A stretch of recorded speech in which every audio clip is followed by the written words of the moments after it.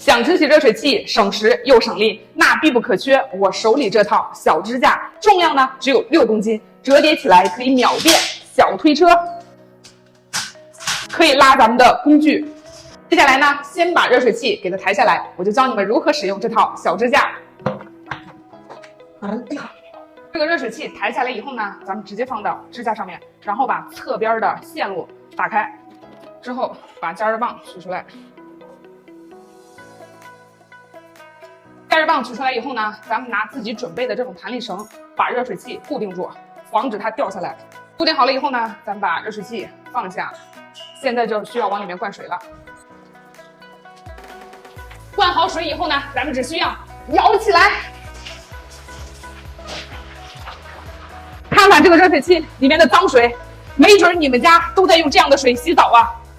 现在就是重复灌水，然后舀起来，直至咱们清洗出来的水呢变清澈就可以了。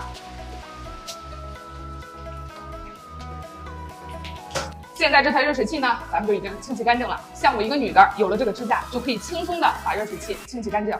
像平时咱们在清洗热水器的时候，都是要把它抱起来灌水，然后扎好了马步再去倒水，又费时又费力。如果一天清洗10台热水器的话，这腰啊估计都直不起来。而且咱们还要面临着一个风险，就是在抱起来的时候，热水器有可能就掉在地下了。有了这个支架以后呢，你就可以轻松的把热水器清洗干净了。支架的链接我放在了视频左下角，有需要的可以看一下，而且价格也不高。我是大瑞瑞，带你了解不一样的家庭清洗。